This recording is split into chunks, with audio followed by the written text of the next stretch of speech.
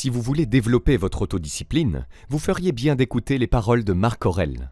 Il a été l'empereur de Rome de 161 à 180 après Jésus-Christ et est considéré comme le dernier des 5 bons empereurs. Pendant son règne, Aurèle a trouvé le temps de rédiger une série d'écrits autobiographiques, connus aujourd'hui sous le nom de Méditations. Dans ces écrits, l'empereur romain offre un certain nombre d'idées clés sur la façon de développer l'autodiscipline. Voici 10 de ces idées les plus importantes pour l'autodiscipline tirées des écrits de Marc Aurèle. Numéro 1. L'autodiscipline commence par la découverte de votre objectif. Marc Aurèle dit « Je dois aller travailler, en tant qu'être humain.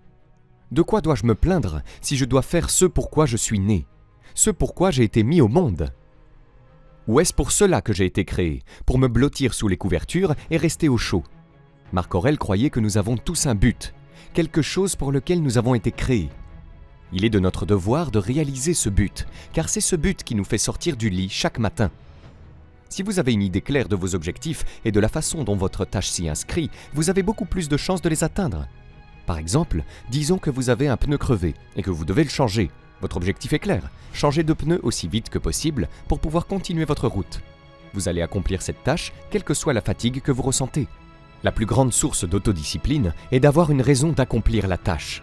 Si vous ne savez pas quoi faire, commencez tout simplement. Si vous voulez devenir un écrivain, écrivez tous les jours. Si vous voulez être un artiste, dessinez et créez tous les jours. Pour tout ce que vous voulez faire, vous n'avez pas besoin de motivation, de recherche ou de conseils supplémentaires. Commencez simplement à pratiquer ce qui vous intéresse et abordez chaque jour comme il vient. Car c'est votre objectif qui vous donnera un désir interne, une impulsion et une motivation pour vous propulser vers votre but. L'autodiscipline consiste à trouver des raisons impérieuses de faire quelque chose, puis à s'engager à mener cette tâche ou cette activité jusqu'au bout. Numéro 2. Comptez sur vous-même. Selon Marc Aurèle, vous devez transformer votre désir en pierre, apaiser vos appétits, garder votre esprit centré sur lui-même. Une fois que vous avez un objectif solide, il est temps maintenant de construire un plan d'action pratique pour vous aider à atteindre votre but. Vous ne devez pas seulement vous engager à atteindre vos objectifs, mais aussi accomplir toutes les petites actions que vous entreprendrez en cours de route pour atteindre ces objectifs. Nous devons nous engager pleinement à faire tout ce qu'il faut pour accomplir le travail, quels que soient les obstacles à franchir. L'autodiscipline est la capacité de se forcer à agir, à faire ce que l'on doit faire, quel que soit son état physique, mental ou émotionnel.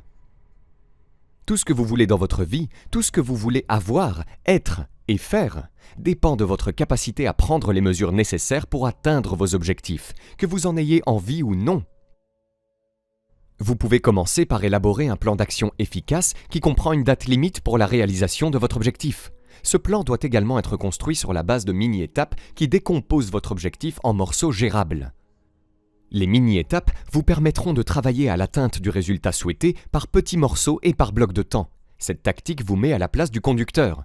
Elle vous donne un sentiment de contrôle sur les tâches et les projets sur lesquels vous travaillez. Ce que vous essayez d'éviter en fin de compte, c'est de succomber à l'accablement. L'accablement peut rapidement déboucher sur la procrastination, et la procrastination peut ensuite conduire à la stagnation. Et bien sûr, là où il y a stagnation, l'autodiscipline ne peut exister. Numéro 3. Soyez actif tous les jours. Marc Aurèle dit « Tu dois construire ta vie action par action et être satisfait si chacune d'elles atteint son but autant que possible, et personne ne peut t'en empêcher. » Même après avoir eu un objectif solide et un plan pratique, 95% d'entre nous ne parviennent pas à atteindre leurs objectifs. Nous échouons parce que nous ne sommes pas cohérents. Nous devons être actifs chaque jour et y mettre du nôtre. Le simple fait de se présenter et de s'immerger dans son métier fait des merveilles pour l'endurance mentale. On se concentre et on accepte le processus ardu qu'il faut suivre pour réaliser quelque chose de grand. Vous devez consacrer d'innombrables heures de travail avant d'en récolter les fruits. L'autodiscipline n'est rien d'autre que l'habitude de la constance, la motivation de faire quelque chose encore et encore jusqu'à ce que vous le fassiez en pilote automatique et que vous commenciez à voir des résultats. Ainsi, même si vous échouez une fois, par exemple, si vous n'avez pas fait de sport alors que vous savez que vous auriez dû, cela ne définit pas votre caractère. C'est votre capacité à persévérer qui fait de vous une personne disciplinée et forte. Un mauvais jour ne doit pas nécessairement devenir une mauvaise semaine. Une mauvaise semaine ne doit pas devenir une mauvaise année. Dès que vous vous réveillez, rappelez-vous que le nouveau jour est une nouvelle vie. Et allez de l'avant en ouvrant les yeux et en vous concentrant sur ce qui se trouve devant vous, c'est-à-dire la vie elle-même. Numéro 4. Pratiquez l'épreuve volontaire. Selon les mots de Marc Aurèle, nous devrions nous discipliner dans les petites choses et à partir de là progresser vers des choses de plus grande valeur. Si vous avez mal à la tête, entraînez-vous à ne pas jurer. Ne jurez pas chaque fois que vous avez mal aux oreilles. Et je ne dis pas que vous ne pouvez pas vous plaindre, mais ne vous plaignez pas de tout votre être. L'épreuve volontaire est l'une des façons dont nous pouvons développer notre autodiscipline. L'épreuve volontaire signifie se mettre constamment à l'épreuve. Et en rendant la vie inconfortable d'une manière ou d'une autre, nous nous endurcissons pour le jour où nous devrons la vivre pour de vrai. Une épreuve volontaire peut consister à sauter un repas et avoir faim pendant une nuit, à prendre une douche froide, à ne pas fumer, à dormir au sol, à laisser votre veste à la maison lorsque vous savez qu'il fait froid et qu'il pleut, ou à donner la moitié de vos vêtements à une association caritative. Vous pouvez choisir de vous passer des réseaux sociaux pendant quelques jours, ou de jeter votre téléphone intelligent dans le tiroir. Faites-le assez souvent et vous commencerez à comprendre ce que ressentent la pénurie et les difficultés, et que vous pouvez vivre avec les deux si nécessaire. Numéro 5. Pratiquez la dichotomie du contrôle. Marc Aurèle dit « Vous avez le pouvoir sur votre esprit, pas sur les événements extérieurs. Prenez-en conscience et vous trouverez la force. » Être angoissé, être dérangé par de petites choses instantanément est terrible pour la discipline. Vous avez un objectif, vous travaillez, et puis les pensées et la détresse à propos de quelque chose d'externe, c'est-à-dire hors de votre contrôle, vous déraillent. La meilleure chose que vous puissiez faire dans ces circonstances est d'appliquer la dichotomie du contrôle d'Épictète. Rappelez à vous-même ce qui est sous votre contrôle et ce qui est hors de votre contrôle. Si vous acceptez ce qui est hors de votre contrôle, vous connaîtrez la tranquillité. Référez-vous à la formulation suivante la prochaine fois que vous serez en détresse et distrait. Avez-vous un problème dans votre vie? Non? Alors ne vous inquiétez pas. Oui? Pouvez-vous faire quelque chose à ce sujet? Oui? Alors ne vous inquiétez pas. Non? Alors ne vous inquiétez pas. Numéro 6. Ne jouez jamais la victime. Selon les mots de Marc Aurèle, faites votre travail sans vous plaindre. Avez-vous dit l'une de ces choses? Je suis né comme ça. Je n'ai jamais appris quelque chose de différent. Mes parents ont donné un très mauvais exemple. Tout le monde le fait. Qu'est-ce que c'est? Des excuses que les gens utilisent pour justifier de rester comme ils sont au lieu de s'efforcer de devenir meilleurs. Vous devez assumer vos responsabilités. La mentalité du « pourquoi moi » est l'ennemi de la force mentale. Vous n'êtes peut-être pas fautif, mais votre vie dépend de votre capacité à déterminer ce qui est sous votre contrôle et à prendre ces choses en main. Vous devez vous entraîner à formuler ces choses de cette façon au lieu de vous apitoyer immédiatement sur votre sort. Il est certainement plus facile de rejeter la faute sur les autres lorsque quelque chose ne va pas, mais seuls ceux qui ont une certaine force mentale sont capables d'intervenir, même lorsque ce n'est pas de leur faute, et de redresser la barre. Soyez cette personne qui prend des mesures, et non celle qui détourne le regard et rejette la faute sur les autres. Lorsque vous vous victimisez ou que vous vous culpabilisez, vous abandonnez le contrôle et vous vous déchargez de toute responsabilité personnelle. Et sans un sentiment d'appartenance, les progrès significatifs deviennent une tâche impossible. Numéro 7. Pratiquez la gratification différée. Selon les mots de Marc Aurèle, vous êtes donc né pour vous sentir bien, au lieu de faire des choses et de les vivre? Ne voyez-vous pas les plantes, les oiseaux, les fourmis, les araignées et les abeilles vaquer à leurs occupations, mettre de l'ordre dans le monde du mieux qu'ils peuvent? Et vous ne voulez pas faire votre travail en tant qu'être humain? Pourquoi ne courez-vous pas pour faire ce que votre nature exige? La gratification différée implique la capacité d'attendre pour obtenir ce que vous voulez. Imaginez une fête de Noël d'entreprise où vous avez devant vous des plateaux d'aliments délicieux et tentants alors que vous essayez de perdre du poids. Si vous cédez et remplissez votre assiette de friandises grasses, vous risquez de faire dérailler votre régime, mais vous pourrez profiter d'un peu de gratification instantanée. Si vous parvenez à résister et passer la soirée à manger de la salade et à grignoter des bâtonnets de carottes, vous recevrez probablement une récompense encore plus grande en fin de compte, en perdant ces kilos superflus et en pouvant rentrer dans votre jean minceur préféré. Cette capacité à résister à la tentation et à s'en tenir à nos objectifs est souvent appelée autodiscipline, et le fait de retarder la gratification est souvent considéré comme un élément central de ce comportement. Nous repoussons ce que nous voulons maintenant pour pouvoir peut-être obtenir quelque chose d'autre de mieux plus tard. Numéro 8. Ignorez les opposants. Marc Aurèle dit « Lorsqu'un autre vous blâme ou vous déteste, ou que des gens émettent des critiques similaires, allez dans leur âme, pénétrez à l'intérieur et voyez quelle sorte de personnes ils sont.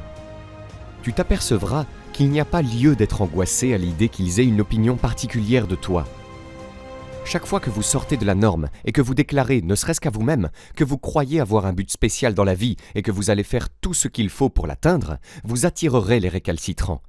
Les opposants sont les personnes qui critiquent, s'opposent à quelque chose ou s'opposent à votre personne. Les opposants aiment dire non. Ils vous aiment peut-être, mais ils ont peur du progrès. Alors ils sont contre tout, et leurs opinions sont tout simplement terribles pour votre autodiscipline. Vous devez réaliser que vous permettre d'être contrarié par l'opinion de quelqu'un que vous ne connaissez pas ou que vous ne respectez pas est aussi stupide que de s'inquiéter de la météo. C'est un gaspillage d'énergie.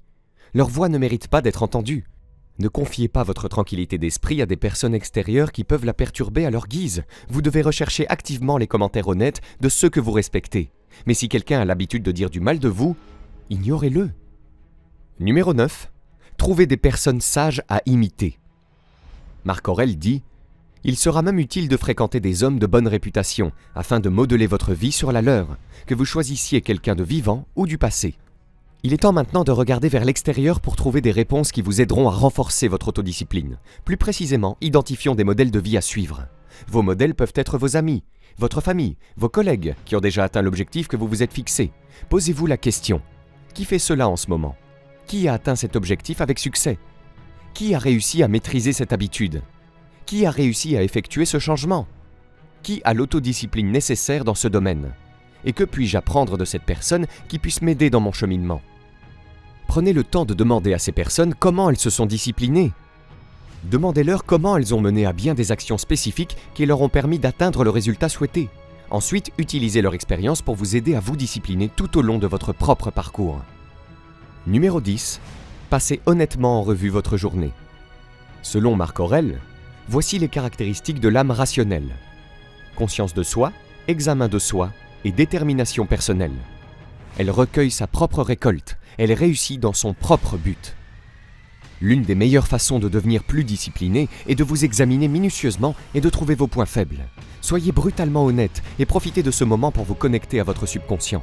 Pratiquer régulièrement des rétrospections en soirée vous permettra de devenir plus conscient de vous-même à chaque étape de votre journée, car vous recueillerez activement des informations pour formuler et articuler des réponses constructives à ces questions. Demandez-vous, qu'est-ce que j'ai fait de bien aujourd'hui? Où ma discipline et ma maîtrise de soi ont-elles été mises à l'épreuve? Où ai-je bien fait? Qu'est-ce que j'ai fait de mal? Pourquoi cela s'est-il produit? Et en outre, comment puis-je m'améliorer? Vous savez maintenant comment vous pouvez vous améliorer demain, mais ne vous culpabilisez pas. Faites comme Sénèque et pardonnez-vous. Ayez un peu d'autocompassion. Des études montrent que c'est le fait de se pardonner, et non de s'en vouloir, qui vous empêche de continuer à remettre les choses à plus tard. Et ne vous contentez pas de vous critiquer. Pensez à ce que vous avez fait de bien, afin de pouvoir le répéter demain. Soyez reconnaissant pour ce qui s'est bien passé aujourd'hui. Si vous avez aimé cette vidéo, vous pouvez cliquer sur le bouton j'aime et vous abonner à la chaîne. Cela nous fera chaud au cœur. Vous êtes également libre de recevoir notre guide pour apprendre à générer vos premiers 200 € par mois sur Internet en cliquant sur le lien dans la description sous cette vidéo. Le tout gratuitement. À très vite.